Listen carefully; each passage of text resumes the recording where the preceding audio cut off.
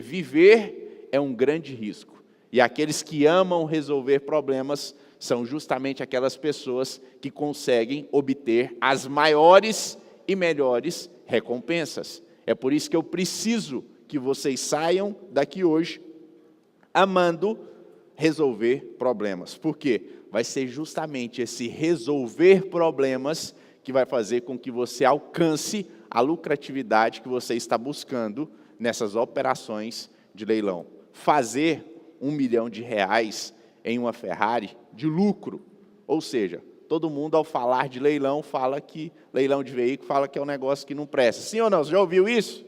Seu primo, seu tio, sei lá, o demônio falou para você, não mexe com esse trem de carro de leilão não, que isso aí é problema. Não mexe com isso não, que você vai perder dinheiro. O Luiz está aqui e acabou de falar para vocês. Foi ele que falou, não fui eu, e eu não paguei ele para estar aqui, viu? Foi ele que falou que ele comprou mais ou menos 700 mil, 800 mil reais de carro e vai vender, já vendeu alguns, e vai lucrar nessa operação mais ou menos 1.300.000, 1.400.000. Ou seja, você tem essa possibilidade de fazer isso. Só que para isso você precisa amar problemas. Voltando ao caso da Ferrari.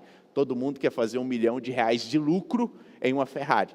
Mas poucas pessoas querem ser resilientes o suficientes para aguardar um ano a saída do documento daquele veículo. Ou seja, eu peguei a posse daquele veículo, mas eu fiquei um ano em cima do Detran para que aquele documento saísse. Tássio, mas é normal demorar isso tudo? Não, não é normal. Mas eu estou te preparando para o pior cenário. Para quê?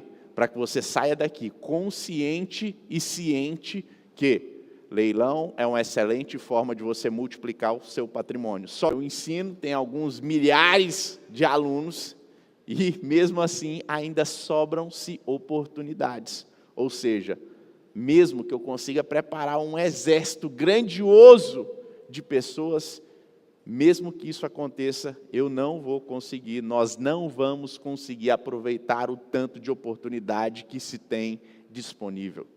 E aí, depois que o Pablo me lançou esse desafio, eu comecei a dar os primeiros passos do ensino, e ali eu fui vendo que esse ensino, ele realmente gerava resultado.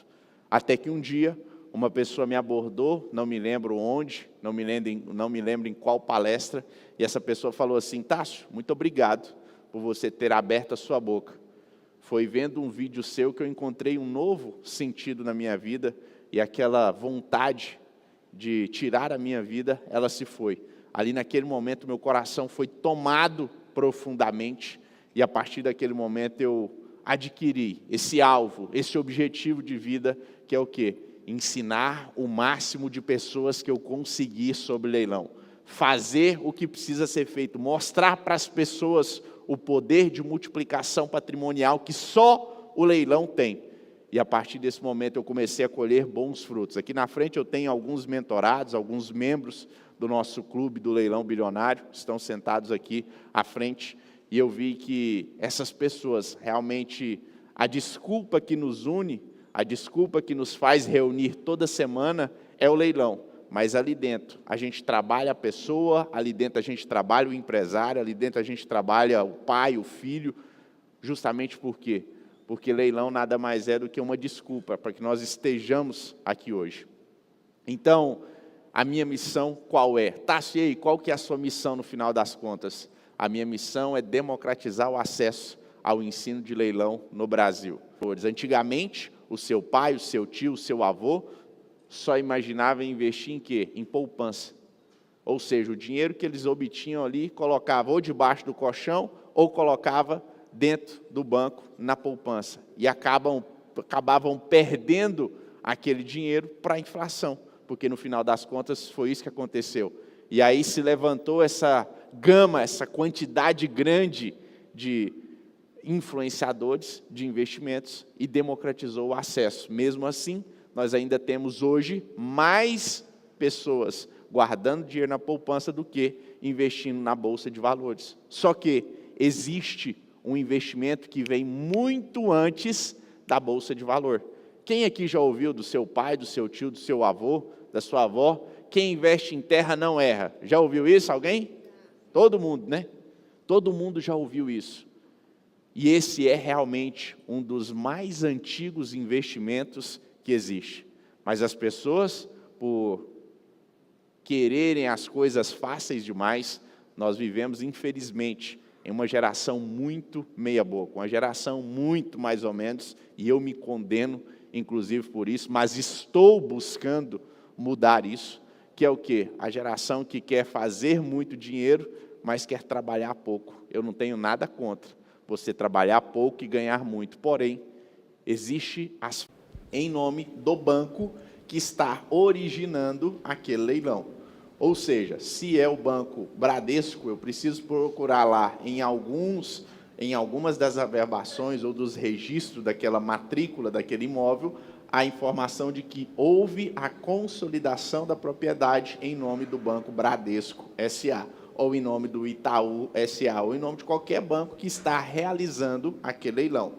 Quando a gente está falando de leilão judicial, a gente precisa procurar em alguns dos registros ou averbações daquele leilão a informação de que houve ali a indisponibilidade ou a penhora processual daquele imóvel por força do processo de número X. Esse processo de número X ou Y tem que ser o processo que deu origem àquele leilão. Ou seja, na hora de você analisar o edital do leilão, você vai ver lá que tem um número do processo que deu origem àquele leilão. Aquele número de processo é o mesmo número de processo que tem que estar presente lá em algum lugar da matrícula daquele imóvel. Se eu tenho essas duas validações, pronto, acabou, eu tenho o que eu estou procurando naquela matrícula de imóvel. Claro que, aí se eu tiver alguma outra penhora, eu tenho que buscar a solução. Lembra que toda doença ela precisa ter um antídoto. Imagine que eu encontrei lá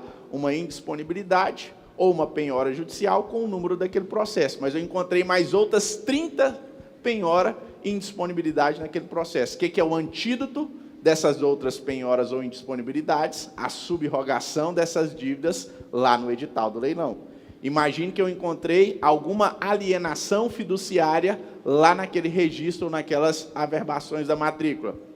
Eu preciso encontrar no edital do leilão a subrogação daquela dívida, sob pena de depois eu não poder reclamar. Lembra que, se você comprou e não identificou aquela informação, depois, se você quiser cancelar o negócio, você vai pagar uma multa ali de 20% a 25% do valor da operação. Então, tenha certeza do negócio que você está fazendo, porque senão depois vai sair caro essa conta. Se eu estou falando de um apartamento de 50 metros quadrados, de 60 metros quadrados, eu estou falando de um apartamento de pequeno valor, provavelmente, vai depender muito da localização, mas da estrutura do imóvel como um todo, eu tenho que pensar que aquele imóvel eu vou fazer o quê? Vou fazer uma pintura, vou fazer um reparo de torneira, vou fazer um reparo de porta, vou fazer ali a troca de algum piso, portanto, eu não vou gastar muita coisa.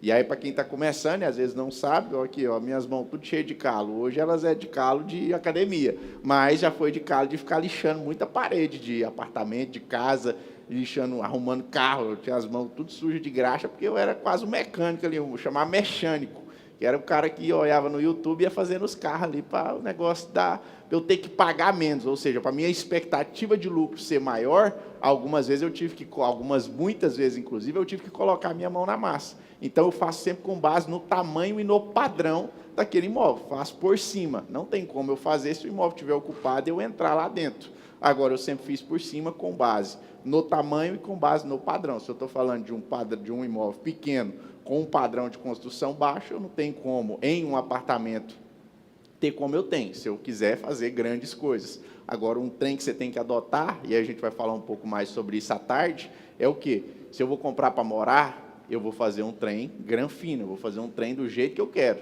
Agora, se eu vou fazer para vender, eu vou fazer aquele negócio se tornar apenas operacional. Ou seja, eu vou só operacionalizar aquilo ali, deixar aquilo ali do jeito de morar e tchau, obrigado. Já era, ou seja, eu vou vender aquilo ali, portanto, eu não preciso ter aquele cuidado de fazer isso ou de fazer aquilo.